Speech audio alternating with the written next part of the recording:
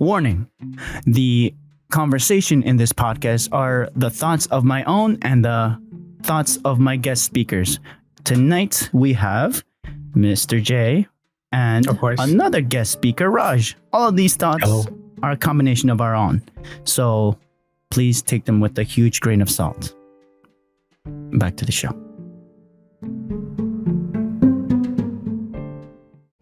Nowadays, life is intertwined with technology. Let's figure it out. Welcome to Life, Tech, and Sundry. No, yeah, but yeah, he was talking. So he was talking about the story when you stole my. No, I'm kidding. No, when his mom back in like early 2000s, he gave us his console, and like a 90s console, and it was still going strong because of its solid entertainment system. Yeah. No, yeah, I had my mom worked for someone who was like, "Hey, you want this?" And she's like, "Yeah, sure." And I played it for a while. And then I think when I was in high school, I was like, I don't have time to play middle school. She's like, no, it was in high school. Oh, because it was like when you went to college, right? No, I was still in high school. I took it to college and no, yeah, but like that was like a year. I took it for like 4 years, a year into college. I took it with me, and there were a lot more people that were in disguise, camouflage, saying, "Oh, we're adults, we're into girls and all those things." They see this video game, they turn into kids. Like, oh yes, it was the ultimate icebreaker. Mm-hmm. Anyways, the plan of tonight is that we're probably going to be like a round table with the show notes, and we're going. It's basically my train of thought about news articles that I found this week. I try to keep it most of the time weekly news articles. And my style is normally to go with a historic event that happened around the world, then a modern cutting edge computer based like issue. In this case, there's a security issue, and not in this particular order, but this is my idea. Then there's something in the future, as in this case, something futuristic, and then there is astronomy or astrological, something in space. Josue has seen this, that I like to follow past, present, future, and then outer space. And Josue said it perfectly. Hopefully the world isn't trying to do another Manifest Destiny, but into outer space. But This is me having this kind of biased. I'm trying to say biased towards how I'm trying to read the tea leaves, because we're not going to, thanks to astronomy, historically, we've been able to advance our society, and I've been finding a little bit more and more articles that prove that theory. It's a theory, of course, and it's prone to change. And Mr. J, most of the time, running joke with him is that he'll bring the fist of justice or slap me back into, back to earth. Yes. For my own sake, and hopefully with my guests as well. You can. I'm the one side, and Josue is the other side. Like, I'm the extreme left, and Josue is the extreme right, and hopefully our guest is somewhere in between. We're not going to hate each other because of our different ideas. We're just going to talk about it. Sounds reasonable to me. And we try to have fun. There's a conversation we had during the week, Josue and I, about my notes, and I said like, I don't know what was the final thought, but I felt like our conversations, not in the podcast, but normally over the phone, can be summarized into 3 words: teamwork, dreamworks, meme works. So if we can laugh about it and make a funny analogy about our insight that we gain talking with each other. Wait. We can't use DreamWorks. It's copyrighted, of course. Yeah, it's copyrighted. See? Like this. This is the idea. That's it. Always I got it. Yeah. Gotta keep it in check. There you go. He's also legal, apparently. Yeah. Because like I always thought Marcos has a very interesting of thinking. It's like he can think of all these possibilities, but I have to be the one to like say, okay, what's realistic? Calm down. Yes. He's like, calm down. And he say we can make this ultra powerful laser. Be like, okay, hold up, but what's the purpose of it? Last week's was we can make a generator with a black hole. Oh yeah, and I was like, shit. that's because he was in the article, but I was like, that's that has to be massive because what they want to do is basically, if I remember, it's sort of like the same design of a turbine, but instead of a turbine, it's the black hole. A water generator, basically. But with a black hole. It's gonna take in a charged particle and spit it back out. And I was telling Marcos here, it's like, well, the problem is that has to be very big because to catch that, you have to let it slow down. And then the forces, the natural forces of the universe will exceed any material science that exists right now. Yeah. Are you making reference to like solar cells or ion thrusters or no? No. Okay. Well, wasn't this like a brand new thing that it was around since the 60s. The theory, the paper came out since the 60s, but it's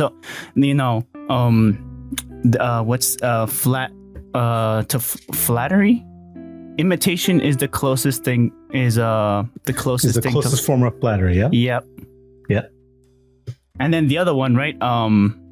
Artists imitate, but geniuses steal. What's that? I'm like, not that far off. That's another story I keep throwing at people all the time. I'm like, when Thomas Edison was having his competition with Tesla was kicking his butt in every conceivable way. But Thomas Edison had the better marketing. He was a little bit more well connected, and he pushed the guy out of the water just through manipulation and even ill intent. He kind of screwed with him pretty good.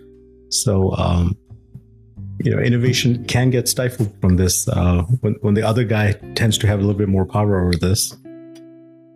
That's why I feel like historically memes have been around since humans have been around for us. Yeah, it's like a something. It's easy to make light of a subject and can summarize it in a simple way, but it's way more complicated. That's why my saying "teamwork, dreamworks, memeworks," and we came up with it during that conversation during the week. But yeah, okay. So let's get to Marcos.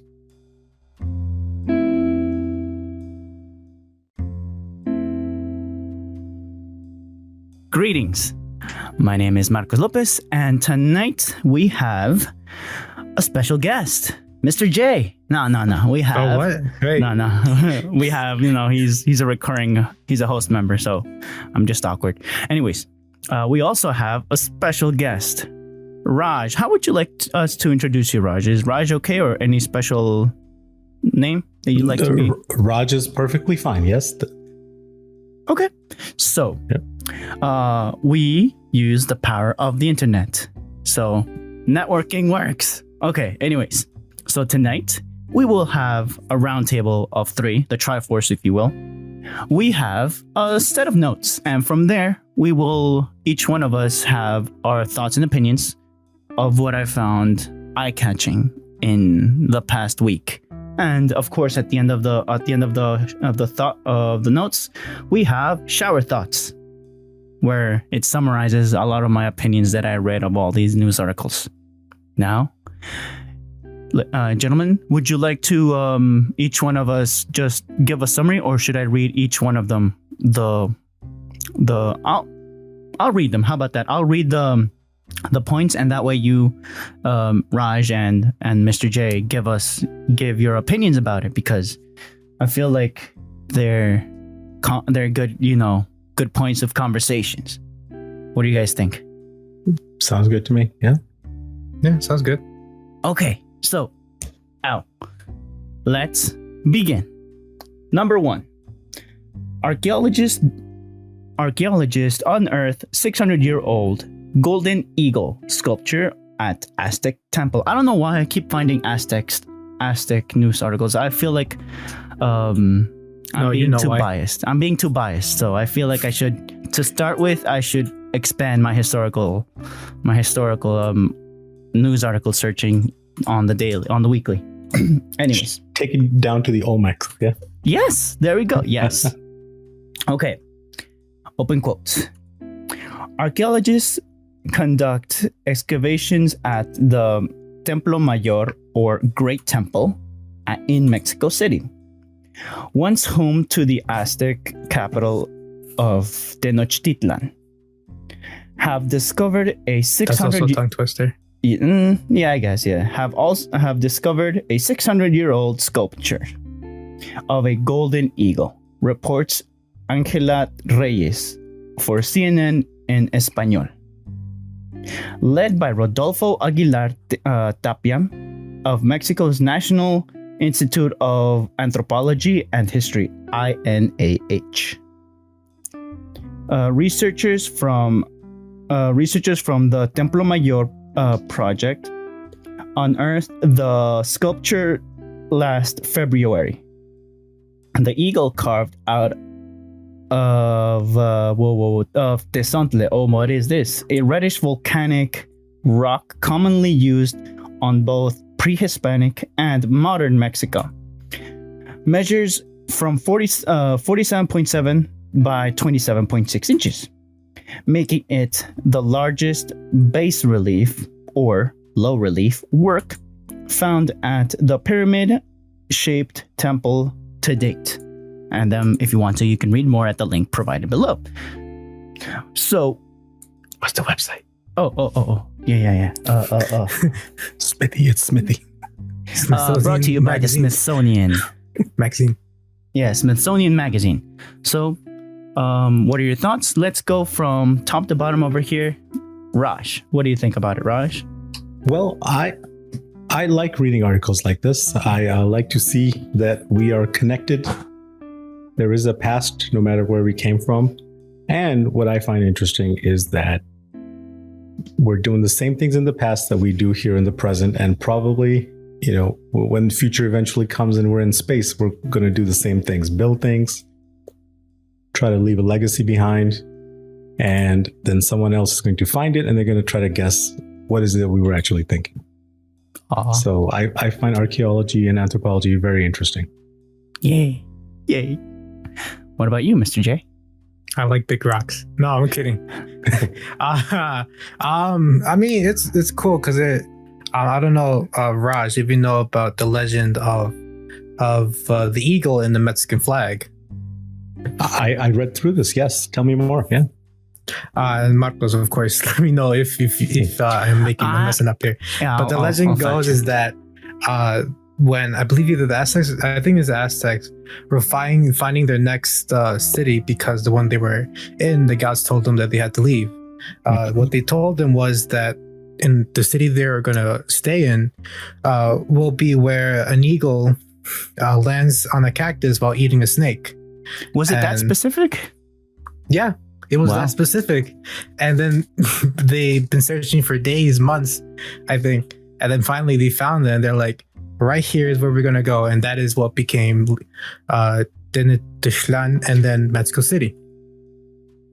Yep. I know the entire part, but I didn't know it was that detailed, just to confirm. Yeah, I mean, from what I remember, it was pretty, that's why they knew it was there, because it was a very specific symbol.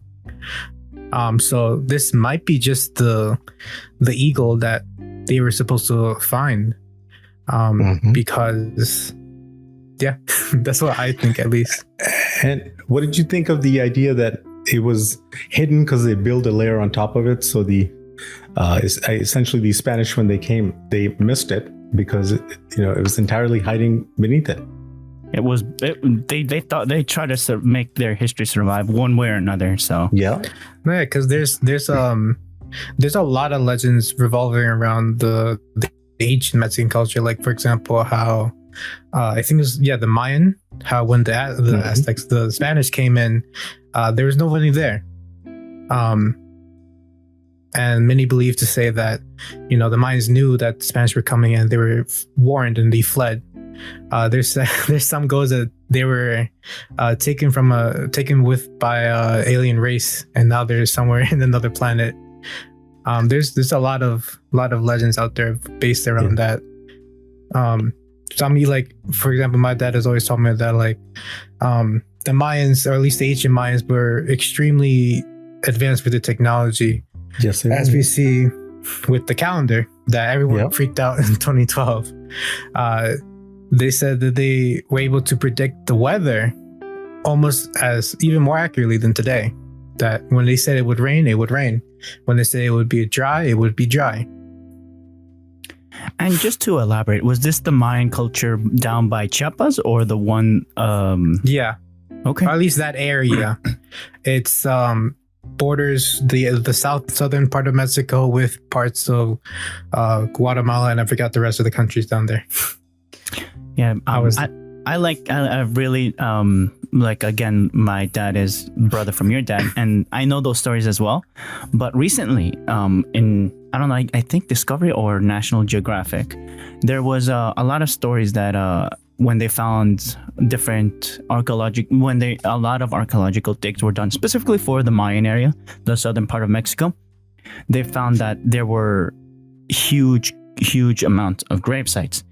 And this is pre-European conquest, or even making contact with Europeans. And this was a suggestion maybe that there was a pandemic or a ritualistic sacrifice. It was one or the other, because unfortunately, this continent is known for having a lot of the natives having a lot of ritualistic sacrifices within the thousands of people. Yes. And yes. Go ahead. No, I was just going to just add into this and jump to the other side of the world. In India, for example, we have the ancient Indus civilization, and you find their ports, you find their grain things, the grain silos essentially, and you're finding they had a completely that square-based architecture for mechanical or civil engineering. Essentially, the roads were set up in squares. Yes. Yeah. They were trading via ocean, via water, all the way to Greece, for example. And then there's no evidence of how to understand what their language is. We can see these ciphers, we can see the various things out there, but nobody has been able to properly crack the Indus Valley script. And that also, I just find very fascinating when we see stuff like this. When you have this eagle, for example, eagles are big in the Indian culture as well. And then frankly, in the Western canon, they use eagles as well. So just to see that even though we're separated by so many different miles and so much in time, same type of thought processes, and it's just, so that to me is endlessly fascinating, is that how we're using the same themes and motifs across time. The thing over there that I imagine in India, though, is that there was a lot of ideology, even with tigers and all this, with feline animals. Over here in the Americas, I think the most there were jaguars. The jaguars, yes. And panthers. Yeah, and panthers. There we go. Oh, yeah. And then, did you guys... sorry, go ahead. Yeah. Oh, I was just going to add, I guess, like 3 points since when you mentioned. Yes. The first one was that going back to what Marco said about the Asian sacrifices, especially with like the Aztec culture. Yeah. There's actually a dish based off of that me and Marcos learned to love and adore. At least not the original recipe, but so back in Aztec days, they had, of course, human sacrifices, and a dish they would make during these was pozole. And the original recipe was that the meat was actually human flesh after the sacrifice. Wow. Nowadays, though, we enjoy typically with pork or chicken. My second point was that I guess, like, skipping around an article, the eagle that they found was the eagle, like I said, a legend that is now in our flag. Yes. As they say here today, an image of the golden eagle appears on the Mexican flag. Of course, it's not golden; it's brown-ish, but it's realistic colors. It's aged well. Yes. And then the other point was that, like, for me, I guess, like, recently, because I love looking up different cultures. Different cultures, whether it be of course our native culture, the Mexican culture, or even like how cultures here, especially like in New York City, kind of diffuses. As of, I think, high school now, I've really got into like Japanese culture, little bits of China, and I like when cultures tend to like mix together I really like when they start combining things, especially things when they're very similar. Yes. Like a really good place to see is like Hawaii. They have some Spanish descent. They have some Japanese descent. For example, they have their like I recently saw a movie on the Netflix actually. The dish they like to call it spam musubi, which is based off of onigiri in Japan. So I really like it. I tend to see it a lot here in New York City when cultures tend to fuse and create this whole new thing that is like, wow, that's something very creative, something amazing almost. Absolutely. I'm not Googling it, so I may be incorrect in the exact number, but like, for example, in Brazil, the second most spoken language there, I guess maybe the third, is Lebanese. And you find that the Lebanese have been traveling all across the world. Indians really started moving out in about the late 1850s or so. Unfortunately, it was again through the British indenture system. Yeah. But the Lebanese have been moving across this globe for a long, long time. And one of my friends who is Lebanese, he's like, you're going to find potatoes, rice, and Lebanese in any corner of the world. And but that's diffusion. That's cultural diffusion, isn't it? That they go there, they build families, they integrate. And I think Miss Shakira, I think she's part Lebanese, is she not? Yes, I think so. I have no idea. I believe so. Yeah, I think so. No, but like another culture is like in Peru. I don't know if you know this, but some of their dishes are based off of Chinese influence and Japanese, right? They had the Japanese prime minister, almost the guy who messed up a few things for them. Yeah. To the point that they even have genetic markers that they've done. Got blood samples pre-COVID, of course, that they've found that they have a lot of more Asian blood in them. And specifically in the Central and South American areas. Sure. Have you guys seen that movie Kon-Tiki, or do you know about that? Basically traveling in the rafts that the guys built in Hawaii and taking it all the way to Polynesia. And the Europeans were confused because they said you can't go from Hawaii to Polynesia because apparently the way the star systems line up or something, so you can't navigate. Basically, the ocean is so vast there that you can get lost in the Southern Ocean and all this other stuff. And it was actually, I think, a Dutch guy who hung out with a bunch of Hawaiian people. They did proper anthropological research. And then they took this raft from Hawaii all the way to somewhere in Polynesia. And the reason why I bring that up is in America, or in American anthropology, the whole problem is, I won't use that word. One of the biggest issues in American anthropology is that who came here first? Was it people from the Bering Strait? And there's a lot of evidence showing that it wasn't those type of Europeans who came to America first. Is people from Asia.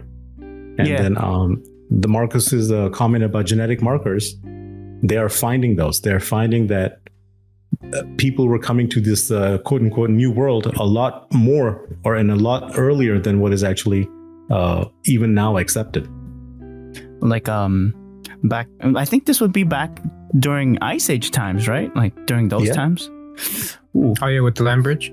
Yep. Well, that's it. That was the only thought, that you come here via the land bridge and then you slowly diffuse through the system, and then that means that there should be kind of a unitary diffusion or language or thought process, because the idea is that we all came from one thing. But now you get someone who's like Polynesian and he's coming in from the south, meeting you in the north. That messes up how you understand the world. Yeah, the math doesn't add up. But then the math messes up. People are crazy. People are. They have the drive. And how about the Silk Road? Right, we speak of cultural diffusion. That whole road, that landmass traveling from China all the way to Europe, and not to sound I like reading about that too, because the spread of Buddhism, right, with the journey to the west, it spread everything. It brought Christianity to the east through the Silk Road. It took Buddhism to the west. It took silk. With the story of the Monkey King. Unfortunately, the which one? The story of the Monkey King, Journey to the West. No, the Journey to the West. Yeah. I don't know if you're familiar with that. I'm not familiar with this one. Yeah. Yeah. It's a legend, or not a legend, like a folk tale in China, where a Buddhist monk his mission was to, I think it was travel to India. Yes.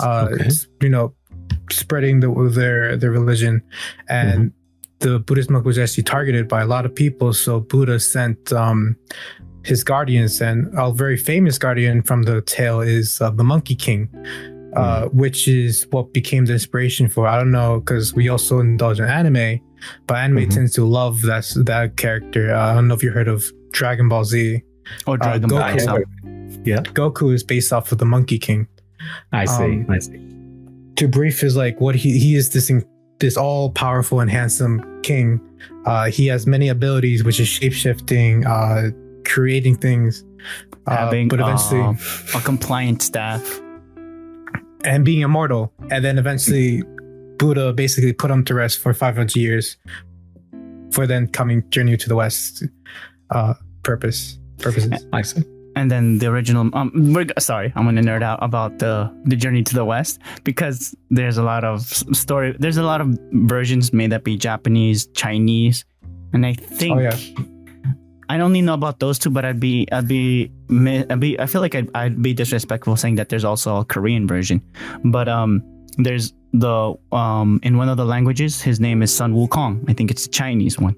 Chinese, that's his original name. In Chinese, it's called Sun Wukong, and in that story, there's even more variations of that story. Those stories, his name is called Stare into the Void, meaning if we interpret that as people into that, is that there's a lot of different, and knowing that the objective is Buddhism, is trying to bring understanding in the void of humanity, of there not being because humanity unfortunately is not always peaceful.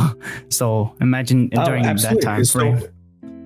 This is awesome. So as Marcos was talking, I just did a simple Google thingy.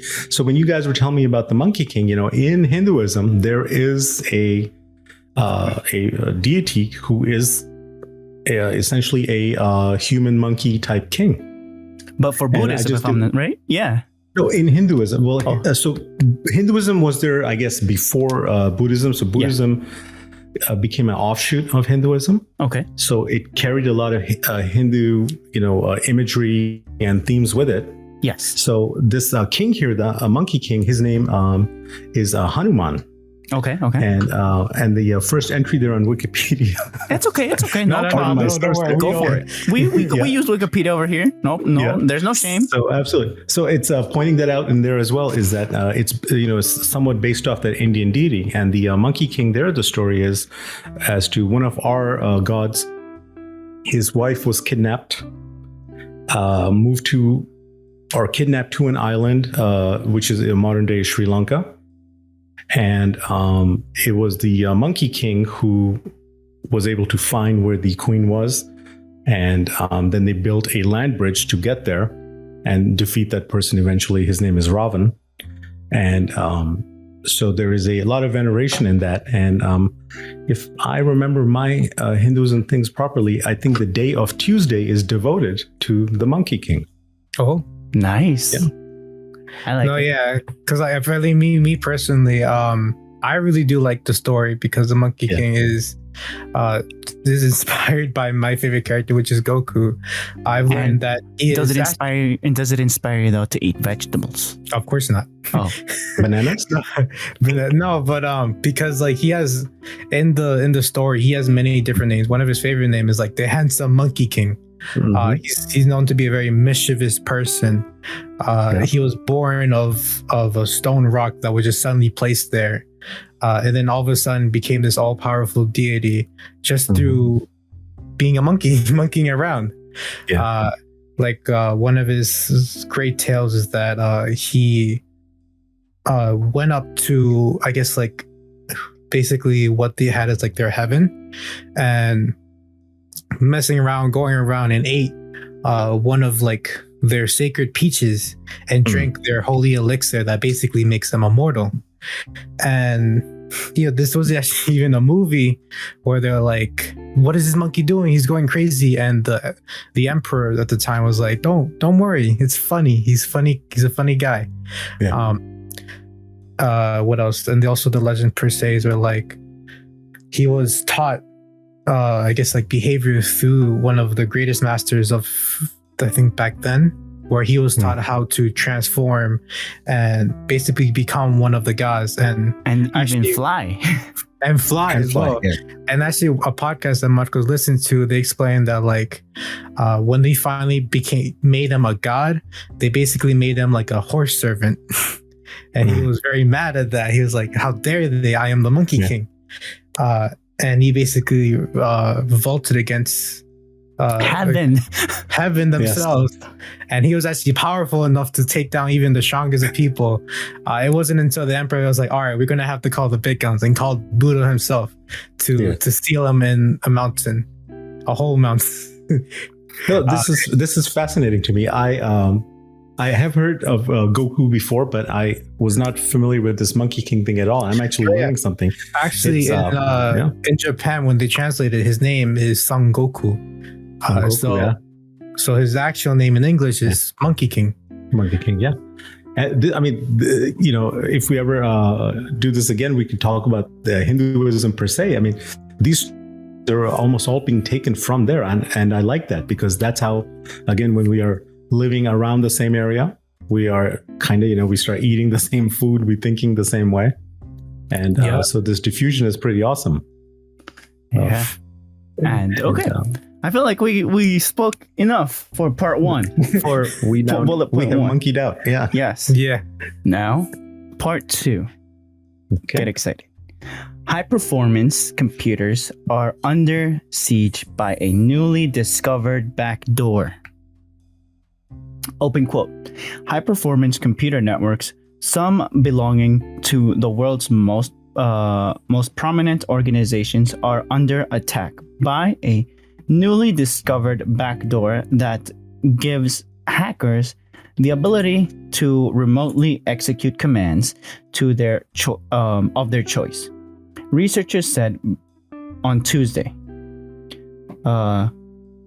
Kobalovs, as researchers from security firm ESET have named the malware.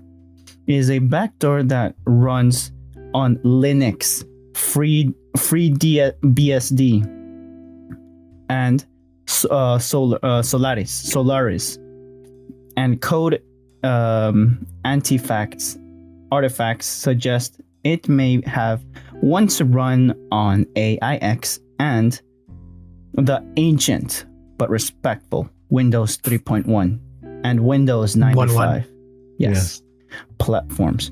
The backdoor was released into the wild no later than 2019, and the group behind it was active throughout last year, meaning 2020.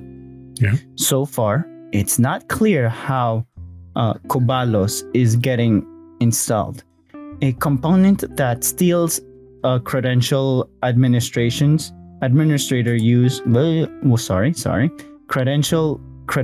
that administrators use to log into machines using the SSH protocol is one possibility, but its utility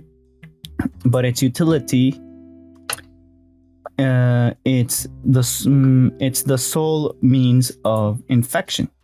It's also unclear precisely what the Kobalos operators are doing with the malware. There were no signs that compromised systems were used to mine cryptocurrency or carry out other compute-intensive tasks. Brought to you by Ars Technica. ArsTechnica.com. Technica. But yeah, so again, hackers just can't stop it hacking. And at least they weren't using for Bitcoin mining, at least. No, they could have been. They could have easily. But we were touting Linux of being an awesome open system software. And look what happened, Jose. Look what happened. Right. They had to ruin it. Listen, it's free. What do you expect? It's free real estate. Yes. No, but I mean, sucks. I know. Throughout the podcast as well, Raj, we've been saying that Linux is awesome. It's not perfect, but you can tell if something happened. Yes. Well, I'll tell you why. It's because Linux is free. that is like the main driving force of why a lot of companies use Linux. It's free and it's not that hard to learn. And it's very customizable to, there's different flavors, as we like to call it, of the operating system. And you can even modify it to what you need it for. So this was a specialized attack to that specialized version of Linux. This is very bad. Yeah. So as they say, they basically go in and take over administration access, which that is the highest level that you could have. That's basically the person that's editing everything. And once you have that, then it's very easily that they can take anything and everything from you.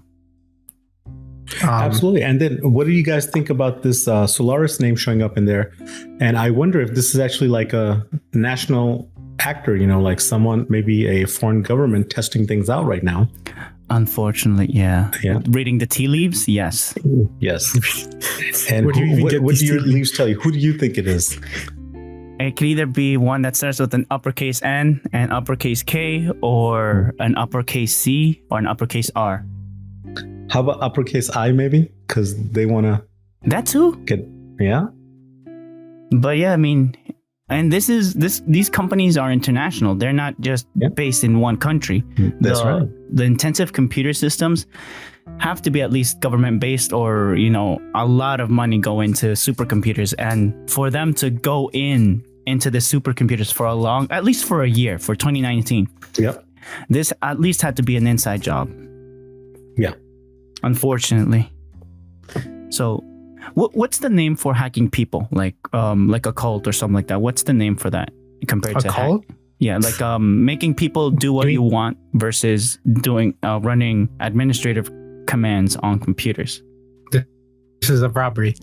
Okay, there you go. It's a client-side robbery. How's that? Yeah, there you go. Okay. But yeah. Because these computers are very hefty. Yeah. This has to be an inside job. And so that's what got me. That's what I felt. Or was that? No, continue. Oh, I said that's what I was mostly intrigued was it said it went to such specific, 4 or 5 places, and then it just stayed there. So to me, I see it from to quote Marcos's tea leaves comment. I'm reading this as like some national player is trying to tell other national players that we know how to get into this. And, there may be some intelligence communication going on that is above our pay grade right now. The similar way how we messed up Iran centrifuges so many years ago. In the mid 80s, I think? No, this is in or early 2000s. 2010s. Yeah, they happened also before. Yeah, so absolutely. So it's this type of stuff has been going on, but the most recent one that at least I remember, which made a lot of news, was when those centrifuges were essentially a worm was planted, and it messed up quite a few things for them. Through a USB, if I'm not mistaken, right? You are right. Yes. So somebody walked in and plugged that sucker in. The individual was clearance checked. Yes. No, but this one's even worse because it goes through a port that that you regularly use as well for your computers. It's a certain, if I remember correctly from what I learned, this is supposed to be the most secured version of it. So the fact that they can break through that, that's a little scary because it's the human part here that we're worried about, not the computer, unfortunately. That's my tea leaf reads for now, for this situation. You have to worry about the computer because that's the thing holding. I agree. But I'm saying that this reminds me of the human factor. From a hardware engineering perspective, earlier, maybe 2 years ago, if you may remember, Bloomberg put out a big article that said that Apple has actually a lot of backdoors that are open. And China is kind of hanging out in there all the time. I forgot the name. You're right. There's a specific name. Went after. Yeah, this was like something very specific. Day zero. And then Apple. Day zero is something. Yes, you're. There's 0 days that you have as a user to even try to solve this issue. Yeah. So just that, and so what I remember, because Bloomberg is this big thing in finance and so forth. So usually when Bloomberg puts out an article, it's kind of assumed it's correct, or sometimes you can assume someone is trying to relay a message. But Bloomberg puts it out. Apple says, we're going to sue you, shut this thing down. And Bloomberg says, we have evidence that the backdoors exist. And then like a week later, both sides are pretending like the story never happened. So that got me, it was like, oh, interesting. That means that governments already knew about this and they just needed this hushed out. So, you know what I think about it when you tell you that is that one thing that Apple is very strong about is their, as we like to call it, their ecosystem, how the devices can communicate with each other with such ease. So the walled garden, if I'm not mistaken. Yeah, but the problem is that the Internet of Things, which is what it is almost, is not very secure nowadays. Yeah. So basically, once you get inside, you can go anywhere you like, on your phone, on your computer, on your tablet. And what are the little speakers called again? Bluetooth speakers? Yeah, the speakers they have. Because remember, like they're trying to fight against smart Google speakers. Assistant, Alexa. Yeah. So, and the worst part is that they have also connected with the smart home things as well. So, so it wouldn't really surprise me that there's backdoors. I feel like as a software engineer, they have to have backdoors in order for them. It's like my analogy. I don't know if everyone here has seen The Matrix. Mm-hmm. Remember the gentleman? Yep. The gentleman that had the keys? Yes. That guy. The Mergevinian or something like that. Yeah, that he could open with a specific key, could go anywhere. He had the highest administrative privileges. Yes. No, yeah.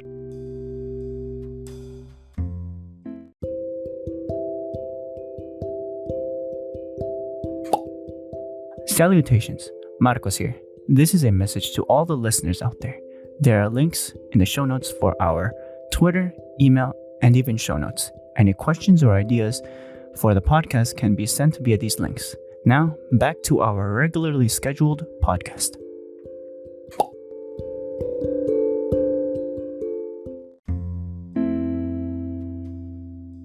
Yeah, so it wouldn't be a backdoor. It would be an administrator that has access to everything. Yeah. If you have a backdoor, that's very different. That's very bad. Yeah. My bad.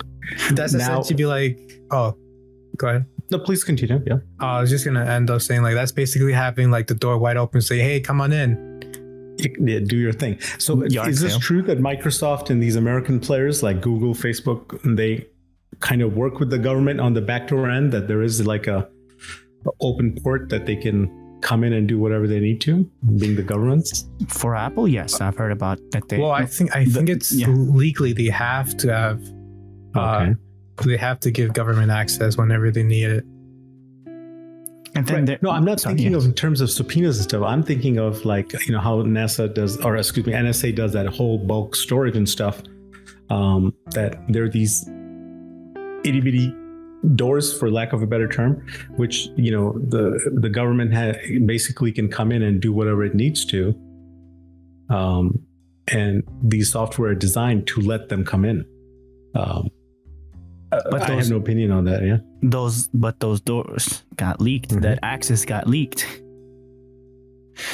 And in your opinion, like, is there like a specific time, like I don't know if you guys remember the day zero keys, meaning that in 0 days of the hackers attempting to hack your whatever software, they can gain access. Specifically with the American government, and they have 0-day keys for different softwares that they use or that are open to the public. But is there a trend, or is there a way to produce a graph on, depending the level of security, is the amount of days it can have to be hacked by a low level or a high level hacker? Is there a way to categorize all that data or that question?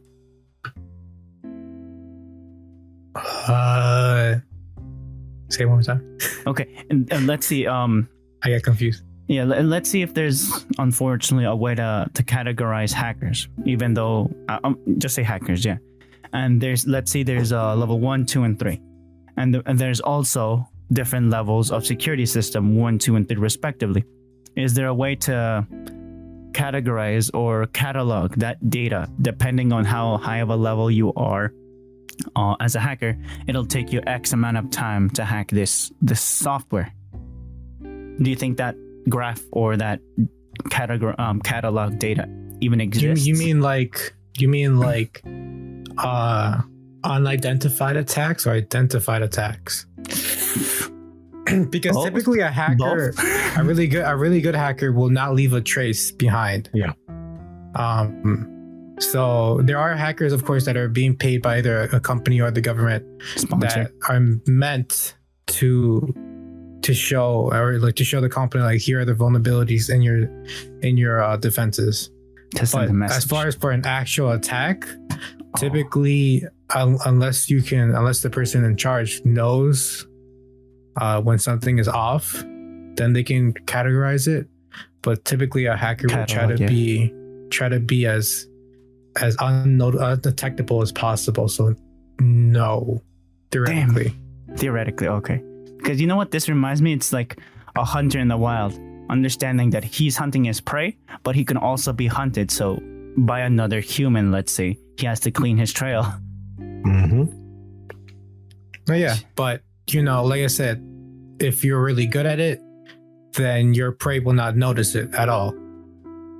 They can be doing their business and you just be like, yeah, I got you in my eyes. In my sights. Damn it. I feel like I'm using too many analogies, but I feel like that they represent my kind of way of thinking right now. It's just, there's going to be a business for it. There's a business right now for cybersecurity, and it's just growing. Well, yeah, absolutely.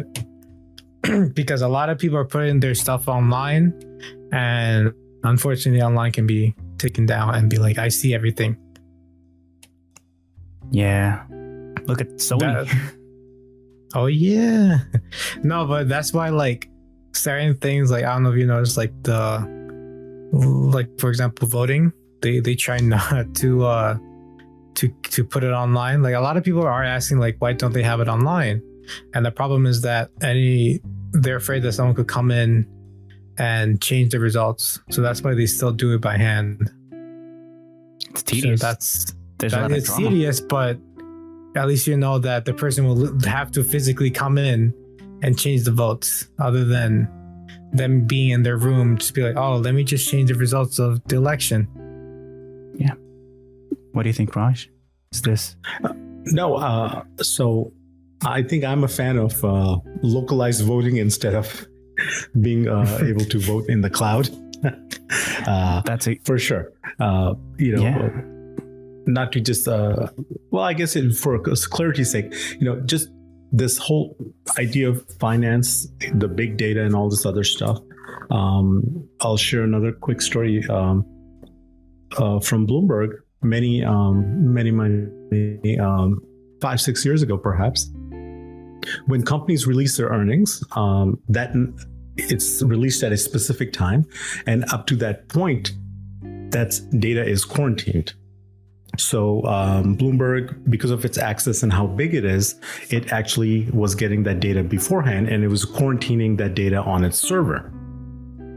And now you can imagine where the story went, is where a few people realized that if they just moved one period over in the HTML code, they were able to see the files that were hidden. And then suddenly these corporations, when their earnings were coming out, that data was essentially leaked. Mm-hmm. And in the stock market, if you understand that earnings are good or bad before the next person does, those trades could be worth, in the hundreds of millions of dollars. So this thing went on for almost 2 years. What's the name? Isn't there a name for that specifically? In terms of category, I mean, I wouldn't know what that is called. It's just the data that Bloomberg was quarantining, they promised that it was secure, but someone was able to understand that the data was not secure. And the way the Bloomberg engineers had set up their protocol, like you were able to get that information from the HTML code. And then somebody knew how to read that HTML code and said, "Oh, I'm gonna mess this up." Oh, right. And they were able to change something in the code to open up the database to give them access into the earnings. So basically, let me a real quick example, I guess, is that say if Microsoft is about to, let's go to Apple. So if Apple comes out and says that we did very good in the past 3 months and we made, gazillions of dollars in profits and so forth, and we're going to be launching a new Apple car and everything looks great. So now if that data is now quarantined, because you can imagine if Apple announces that there's an Apple car coming and it's fully functional, a couple of things are going to happen. Chances are that Tesla's stock is going to crash. Chances are that Apple itself is going to rise like crazy because people will have more faith in an Apple engineered car versus the other EVs out there. So just by knowing that little piece of information, you could make bets on the direction of the Apple stock. And you would end up again making, possibly hundreds of millions of dollars. So this quarantine data is that valuable, and the fact that it was accessible from just moving, one code in the HTML code, that tells us that I'm not a fan of voting via cloud. How's that? Yeah, I understand. Yeah. What do you think, Jose? I think I was trying to give it a name, and that's I came up with showing off your assets. Yeah, that's about it. Asset. Yeah, showing your cards, or basically exposing your cards. Yeah, it's like you flip it, like hold up, there you go. Yeah, no, it's just. I guess let's call it. Oh, let's play open hand poker. Maybe that's there you go. Name? The open hand poker games. Yes. Would that make the game more or less interesting? Probably I think it brings. Yeah, I think more of the degenerate comes out, right? Because now you're just straight up gambling. This strategy's gone because you can see each other's cards. So maybe you make bets before the cards are even released. And I'm like, I think Marcos is about to win. And, you just bet, or Marcos is going to get a bad hand. Mr. M here. Yeah, I don't know if Raj and Jose, if you guys have ever played dominoes. I have played dominoes. Have you, Jose? I don't think so. An iconic thing. I'm specifically more comfortable or used to the Americas one, because there's even a French version, but there's a Caribbean version, which right away it's a 4-man game, and automatically it becomes a 2 versus 2, like right off the bat after the first piece is put. It's like, okay, the gentleman that's right across from me is my teammate, and generally the guy that's to my left and to my right is my enemy. My enemies, those two are my enemies, and the guy right in front of me across from me is my friend. So I'm going to be working with him instinctively. Whatever he puts, I'm going to work with him, and whatever the guy puts to my left. Or sometimes you could even, there's a lot of different levels of this play. You can work with the guy in front of you, the guy that goes one play before you, or the guy that goes with the play after you. But generally speaking, in seconds, and I played this a lot in college, ironically, we would, besides playing pool, ping pong, right away, dominoes. So we would play dominoes, and the older gentlemen would say, and they were Caribbean normally. I would say automatically, instinctively, go with the guy across with you, play as a team without saying anything with the guy in front of you. Then once you know you've closed out the last two, the guys to your left, to your right, it becomes a one-on-one game.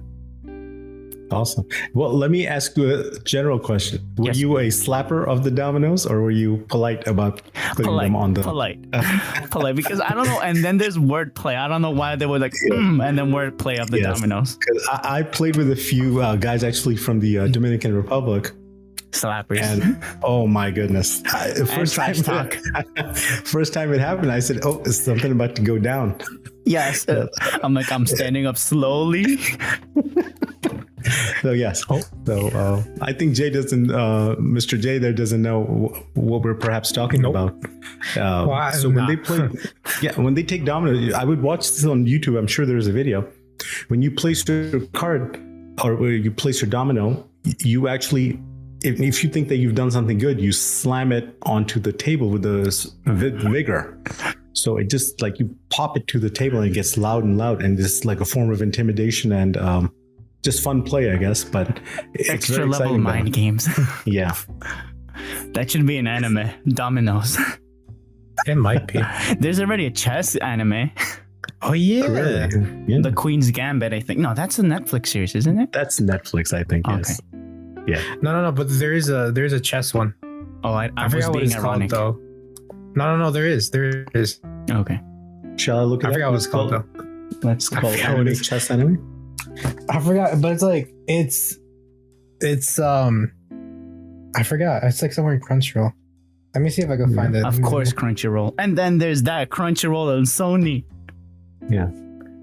You know, back to anime and anime companies. Did you know that there are two companies that are mainly international? They're called Crunchyroll and Funimation, and they translate the Japanese cartoons, let's say. I see. But recently, as of 2018, they worked together. They were independent companies, and they became a team. They became an item, let's say. I see. But that union didn't last a year. It lasted like 10 months historically, and they went their separate ways. And then one inside like, you know, hearsay say that Funimation got bought by Warner Brothers, and Crunchyroll was left in the wind, right in the open sea alone, and you know they got separated. Funimation got the guidance or the support from a big company like Warner Brothers. Yes. And Crunchyroll was alone, you know, all by itself. And recently, Funimation in late 2019, Funimation got sold to who? Sony. Interesting. Okay. For a couple $1 million. And then Crunchyroll was all alone. Who do you think came around and bought Crunchyroll? MGM or Warner's? Sony. Sony again. Okay. For around, I'd be lying if I said I knew it, but I'm guessing over $12 million. Wow. I think so. Yeah, around $12 million. And now Crunchyroll and Funimation are back at it again together under the same parent company. And on their they're like the Netflix. They're both like the Netflix of anime. Gotcha. But Crunchyroll has more languages. Let's say Spanish, German, French, all those things. Just to cut you off there, Marcos. They didn't sell it for that amount. What you said? 12 million. Yeah, you're off by a lot. Let me guess. 120 million. How's that? Still off by a lot. Wow. Are we too low or too high? You're too low. Oh, and Raj is too low? Yeah, he's too low. By how much? By like half? You said, what was it? What was it? 120 million. 120. You're off by like 900 million. Incredible. Wow. So they bought it by like a billion? Yeah, they bought it for $1.2 billion. Yes. Crunchyroll. Yeah. Crunchyroll, yeah. The potential, you can tell the potential right there. Absolutely. Oh yeah. Also, I found the chess Sidebar. Yes. Yeah, it turns out it's not chess. It's similar. It's shogi. Oh, yeah. So Asian it's chess. called, yes. It's called The Ruyo's Work Is Never Done. Okay. So that's it. 'Cause it's similar to chess because they have, I think, they have the same system where it's like pawns, kings, and queens, I think. And knights. But it's a little bit different. It's different. Let's just say that, yeah. But I feel like you were going to say something, Raj. No, I was just going to make reference to the idea that it's worth so much. 1.2 billion is in our YouTube world here in America when Maker Studio got bought out for 300 million. Oh yeah. And then they were promised by Disney another 300 million on top of that if they met certain metrics. So to me, it's very interesting to see that 1.2 billion was given out to anime, and 300 million ish went to Maker Studio. Yeah, it's a very big market. That's That's so much money, right? That's we call it. They're just extra zeros, you know. Like you're not gonna see it, so might as well say extra zeros. That's all it is. By how much was Funimation bought then? By I think Funimation. I think from Sony. Let's go for Sony, the most recent one. Let's see. Funimation directly deals with English, Japanese to English, and Crunchyroll has multiple languages, which I can understand the potential there being greater. I am seeing an article here where Sony has purchased Crunchyroll for $1.2 billion. That's what we're talking about. Yeah. So I also see an article. Well, no, Wikipedia that says it would buy a controlling 95 stake in Funimation for $143 million. It's not the same. You can tell the 10% difference, right? Yeah. The English market versus the entire world. Yeah. Yeah, no, I mean, personally, like Josue and I are fans of anime, and we were excited when Crunchyroll and Funimation worked together under the same flag, if you will. But then they got separated. Yeah, is it still alive? There's another company. No, it's gone. Raj, there's another company called VRV that would unite Crunchyroll, Funimation, and Boomerang from old Cartoon Network, and other networks. Let's say, but not really big networks. And you can pay an amount, let's say $6.99 a month, and you can see all shared platforms in one platform. Gotcha. Okay. But as of interesting, early 2020, Josue, you would say it disappeared, or mid 2020? Let me think. Because I got excited. 2018. Okay, see, I think it was. Yeah, it started. It didn't even last that long. But it might come back now that they're under Sony, right? Yeah. And just as a heads up, historically, what happened to Japan in the early 80s that we could see it in the tea leaves that happened specifically in 1985. Where do you get your tea leaves, man? I like to watch history, man. So, you know what? We should probe the question further. Are these green tea leaves or white tea leaves, or what kind of black tea leaf? Darjeeling? Yes. Yeah. That's not. No, I mean, since I like to watch a lot of different things, because again, this was inspired because of anime. I watched a documentary called for Akira. That's another 1985 anime series that cost over $1 million back in 1985. Wow, sure. And it inspired The Matrix, a lot of those series that we know nowadays. But it flunked the market because it didn't produce. It cost over $1 million to produce, and movie wise, it brought in like 100,000 or 200,000, not even 25% of earnings. So technically, it was a failure in that time frame. But historically, it's been proving its worth, that it's still artistically, technically, all those things still up until 2020 without a problem. Yeah. So what are your fellows' opinion on Netflix and Amazon now? I forget where Ultraman is, because I remember seeing it past maybe about 4 months ago, and I was completely impressed by that. I think it's in Stripe for Amazon, if I'm not mistaken. And that's another paid service besides Amazon Prime. So I see. Well, because I don't remember paying extra. So probably when I saw it, it's most probably listed on that.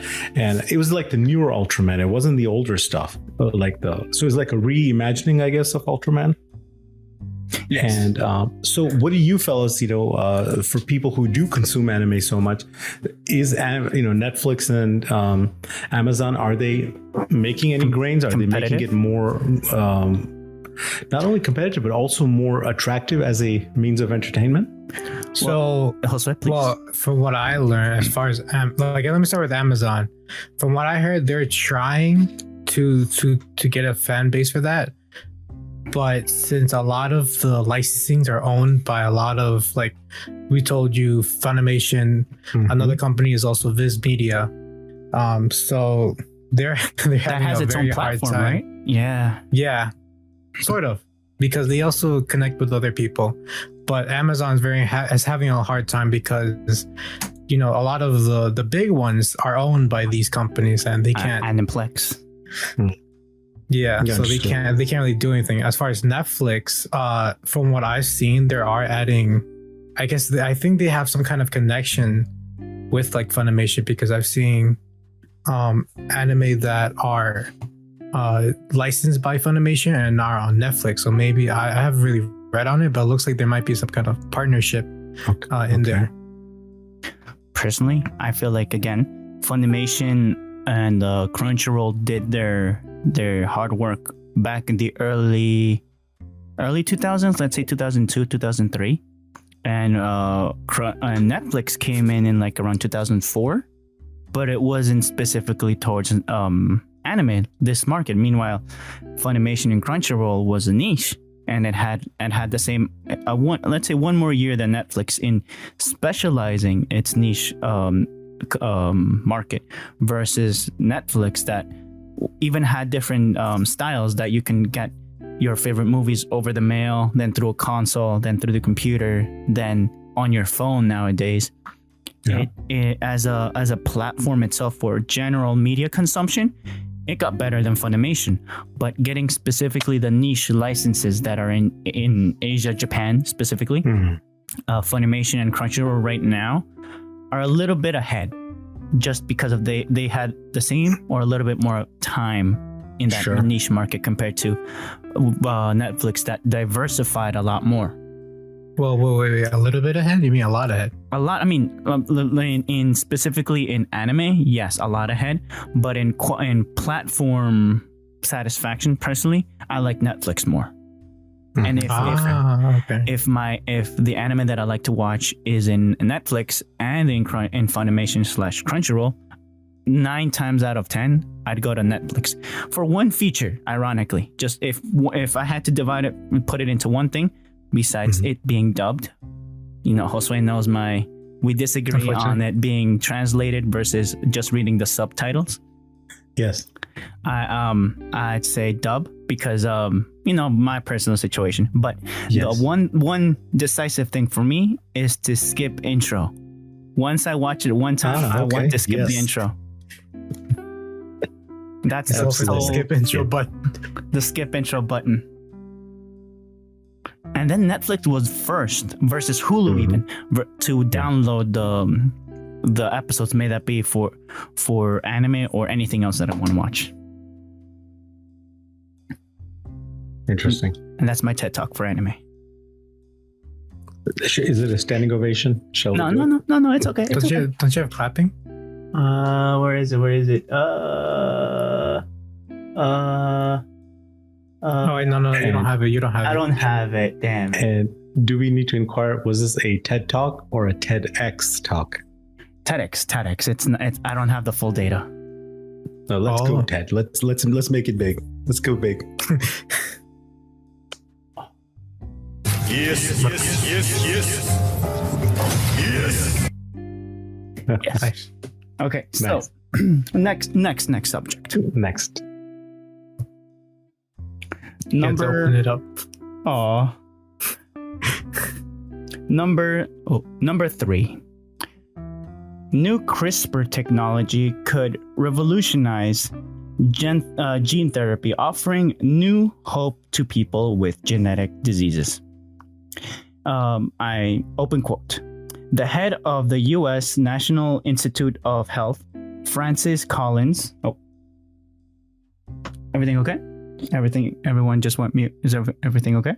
I can hear everyone. Hello. Yeah. Yeah, I can hear everyone. Okay. No, I was also like, you muted. I think you muted yourself. No. Anyways, starting again. Open quote. The head of the U.S. National Institute of Health, Francis Collins, had joined forces with Harvard University professor David Liu and others to tackle progeria, a genetic disorder that causes children to age rapidly. The achievement, successfully tested in mice, was made possible by Liu's invention of a second-generation CRISPR gene editing technology called base editing. With this, researchers may eventually be able to correct lifelong genetic diseases, including progeria, in humans. The difference of mice and men.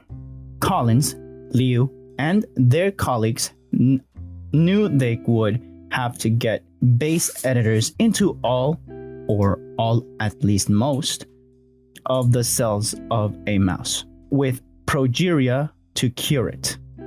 For this, they relied on using hollowed out viruses as delivery vectors. They used a vector based on the adeno-associated virus, or AAV. As students, we joked AAV stood for almost a virus, as it is one of the smallest viruses and doesn't cause any known diseases.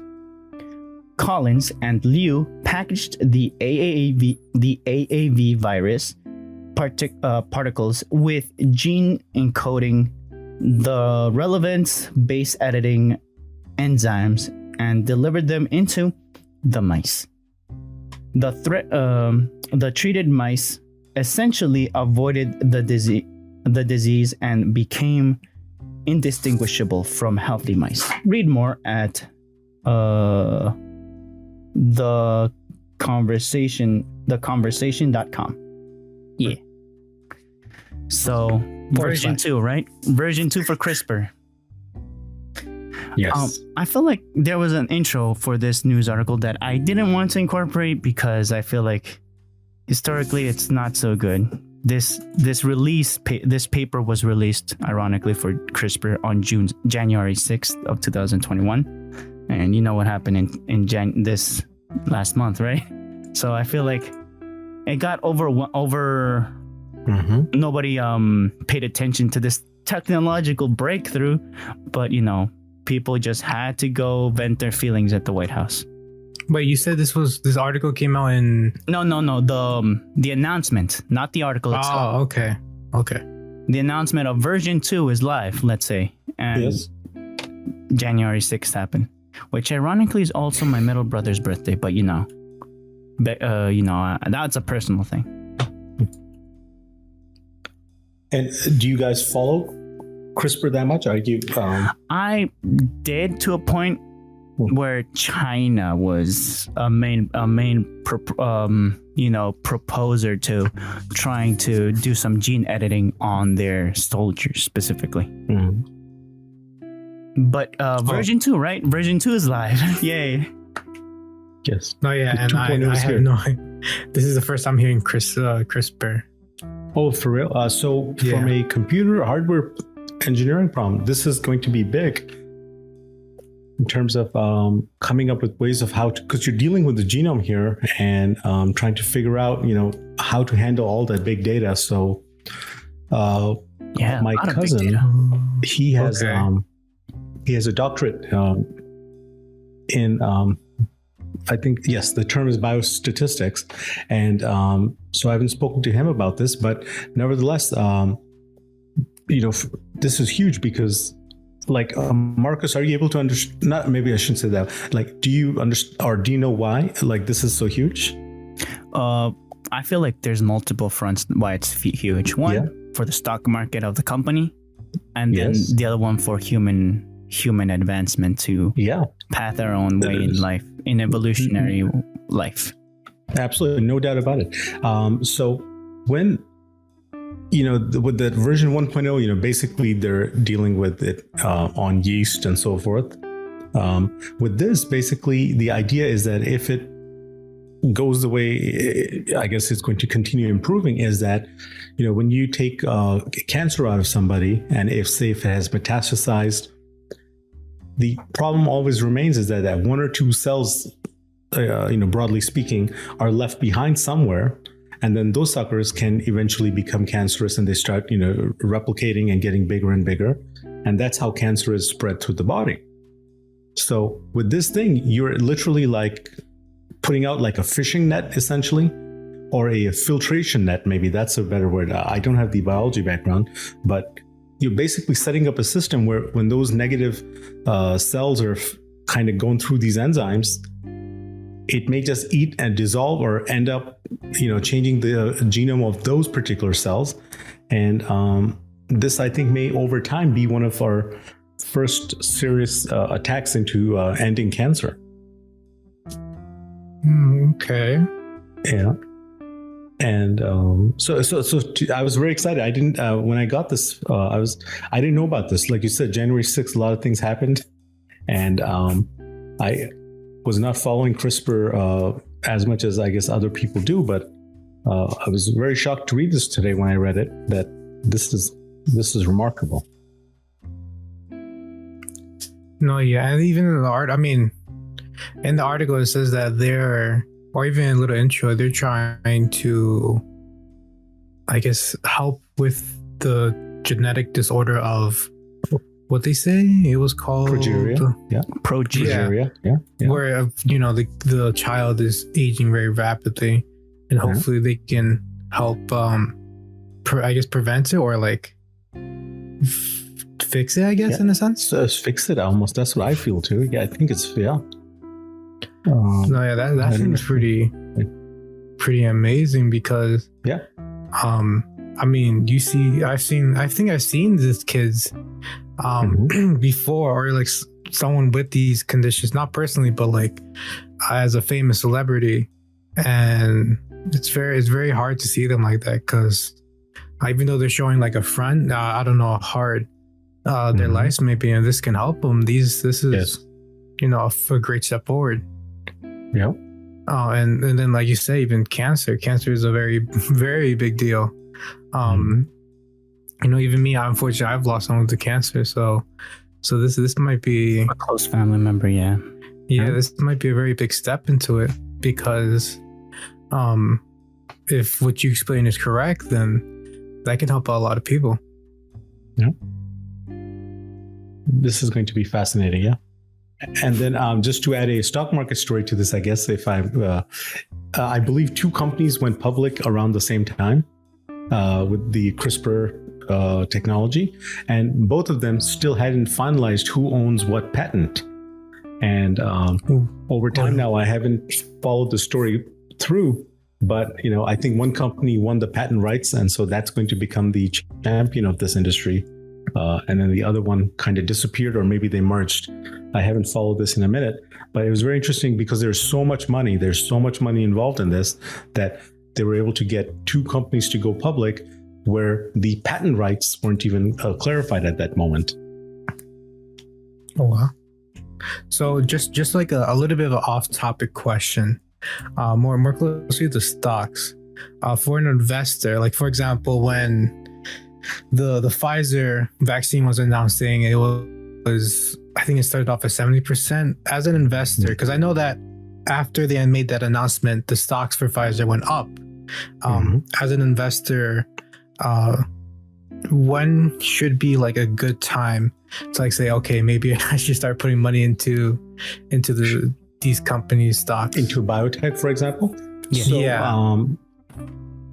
Sure, I can definitely. So a biotech company, when it is listed on the stock exchange, generally these companies are there because they have one molecule, one compound, or they're just trying to monetize one specific thing.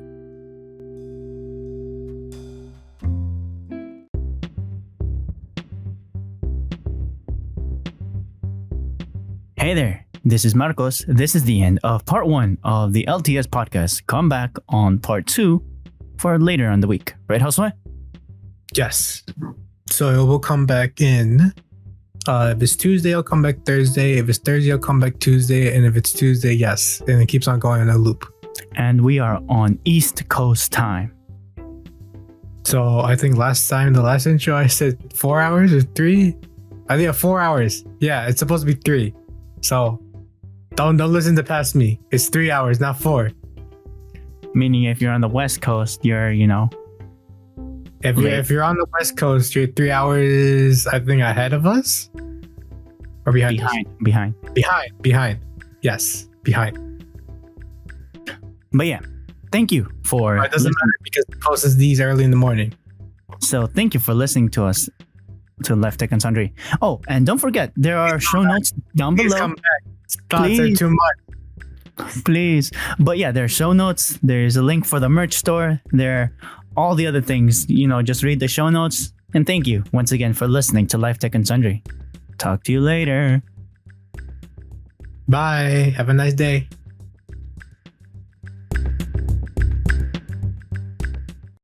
Hi there. Thank you for tuning into the LTS podcast. All the notes and more can be found in the description. By the way, we have a social media page where content is posted regularly.